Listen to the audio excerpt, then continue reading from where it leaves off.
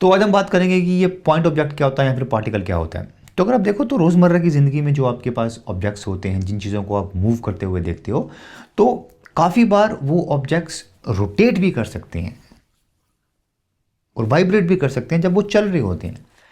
For example, अगर आपने कभी क्रिकेट बॉल को कैच करने की कोशिश की होगी या किया होगा तो आपको पता होगा कि भाई वो रोटेट भी करता है, जब चल रहा है वो तो रोटेट भी करता है और वाइब्रेट भी करता है वो, राइट।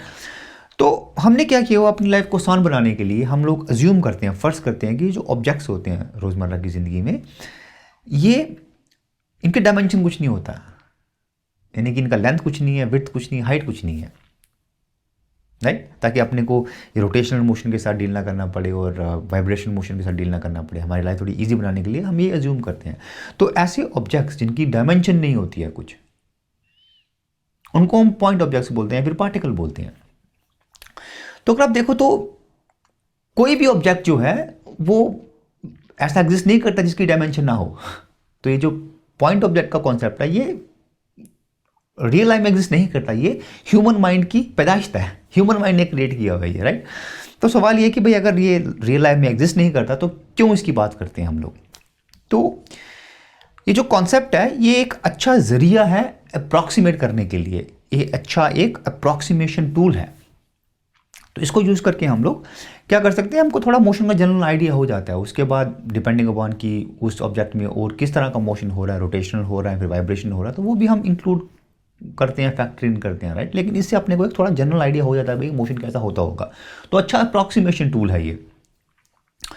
एक बात और कि अगर हम किसी ऑब्जेक्ट को पॉइंट मास बोलते हैं तो इसका मतलब ये नहीं है कि वो सच में बहुत छोटा हो। बहुत बड़े बड़े ऑब्जेक्ट्स को भी हम पॉइंट मास मान सकते हैं। फॉर एग्जांपल अर्थ, ज़मीन होगी, जब हम अर्थ और सन की बात कर रहे हैं, उनके बीच में मोशन की बात कर रहे हैं, फोर्सेस की बात कर रहे हैं, तो अर्थ को हम मान सकते हैं कि पॉइंट मास रहेगा, क्योंकि अर्थ और सन के बीच में डिस्टेंस बहुत ज़्यादा है। तो उस डिस्टेंस के कंपैरिजन में अर्थ बहुत छोटी है, राइट।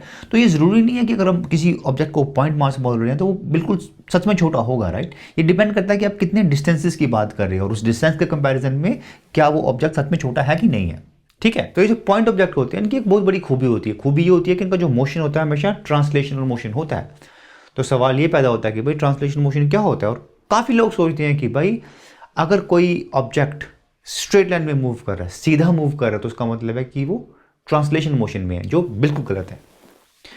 कोई ज़रूरी नहीं है कि कोई ऑब्जेक्ट अगर स्ट्रेट लाइन में मूव कर रहा है तो उसमें ट्रांसलेशन मोशन हो रहा होगा।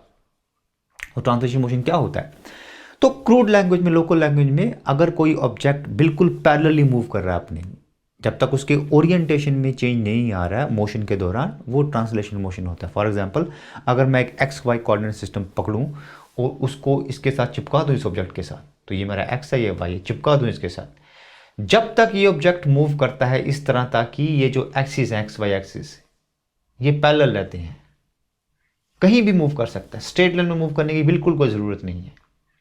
जब तक ये एक्सिस पैरेलल है ये मोशन ट्रांसलेशन मोशन होगा।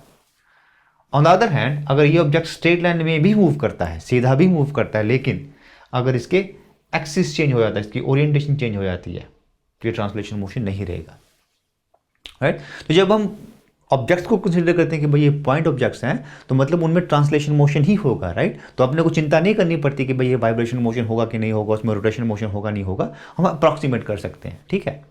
तो हमने अब तक जो भी पॉइंट मास को लेकर या पार्टिकल को लेकर बात किया, उससे आपको एक चीज़ का अंदाज़ा होना चाहिए, आपको ह्यूमन माइंड के बारे में कुछ पता चलना चाहिए कि भाई ह्यूमन माइंड कितना ब्रिलियंट है, क्या कुछ कर सकता है ये, कितना पावरफुल है ये, राइट। अगर आप देखो तो जिस इन्वायरमेंट में हम काम करते हैं, अपने को इसके बारे में सब चीज़ पता नहीं है, क्योंकि हमने नहीं बनाया, ये नेचर ने, कुदरत ने बनाया है, तो अपने को सब चीज़ें पता नहीं है नेचर में कैसे काम होता है, राइट। उसके बावजूद भी हम लोगों ने, ह्यूमन ने क्या किया हुआ है, वर्क अराउंड्स निकाले हुए हैं, जुगाड़ निकाले हुए हैं, जो हम अपनी सहूलियत के लिए यूज करते हैं, नेचर को ज्यादा जानने के लिए। और ये उनमें से एक कॉन्सेप्ट है।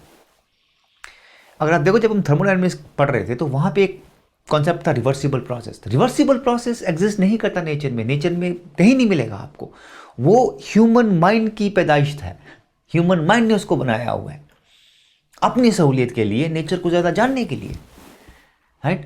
तो इन कॉन्सेप्ट से आपको एटलीस्ट पता लगेगा कि भाई ह्यूमन माइंड कितना पावरफुल है, क्या कुछ कर सकता है, राइट। इतनी लिमिटेशंस होने के बावजूद भी, अपने को सब चीज़ें पता नहीं होने के बावजूद भी हम लोग वर्कअराउंड्स निकालते हैं, जुगाड़ निकालते हैं, ताकि हम नेचर को अच्छी तरह से समझ सकें। ठीक है, तो आज के लिए इतना ही, आपसे फिर मुलाकात होगी। थैंक यू सो मच, शुक्रिया।